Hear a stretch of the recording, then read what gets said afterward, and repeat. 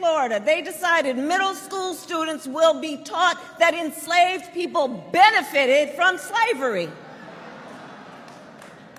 They insult us in an attempt to gaslight us, and we will not stand for it.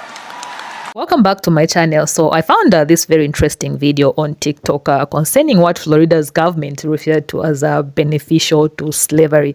So I was like, I'm gonna share this. It's been requested for highly by most of you guys, and you should know that this is just part 1. I delayed to post this video because I was waiting for the continuation of part 2.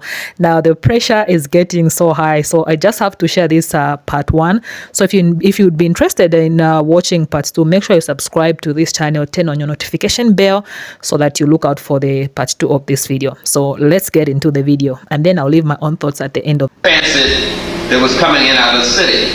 You must realize that there were no police in the city.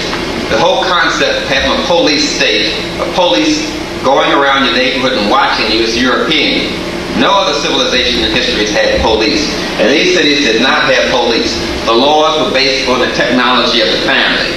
The family is the foundation of African culture, and that's how everything is built, around the family.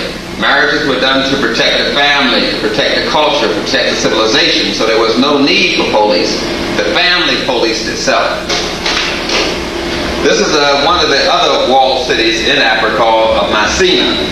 This city was huge. You had some castles there that covered 640 acres. This is one Bagria. This is a sultan of Bagramia returning to the capital. And Mycena, he had a donkey caravan, he had camels, he had horses, he had musicians. They all traveled back to the city.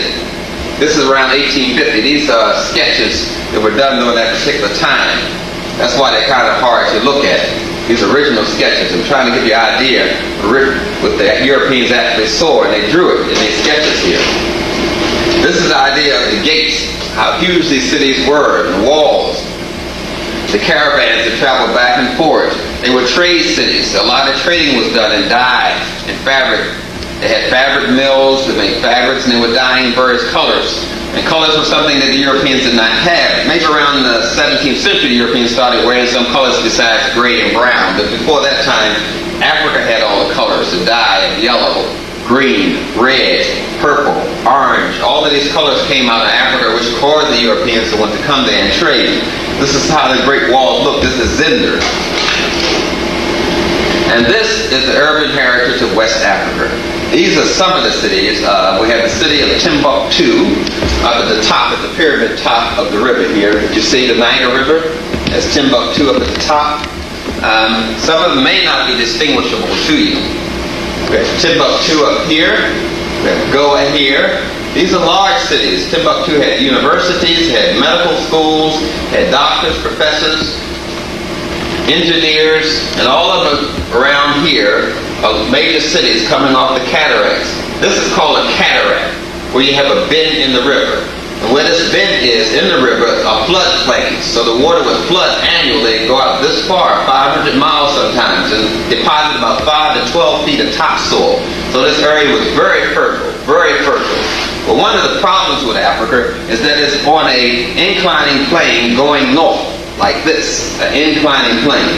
Starting at the center of Africa, the incline goes this way.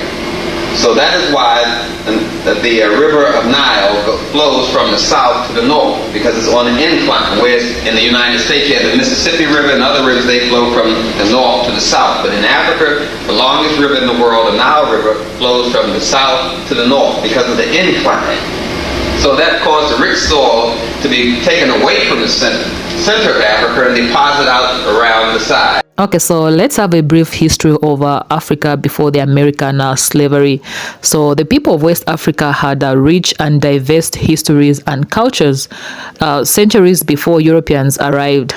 Africans had kingdoms and city-states, each with its own language and culture. The empire of Songhai and the kingdoms of Mali, Benin, and Congo were large and powerful, with monarchies heading complex political structures governing hundreds of thousands of people. In other areas, political systems were smaller, relying on agreement between people at the village level.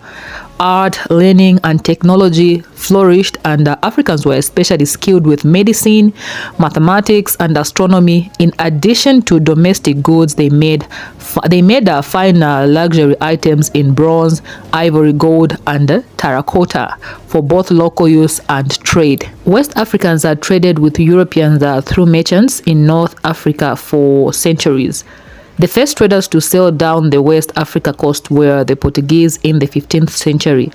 The Dutch, the British, the French, and Scandinavians followed. They were interested in precious items such as gold, ivory, and spices, particularly paper. From their contacts, European traders kidnapped and bought Africans to be sold in Europe.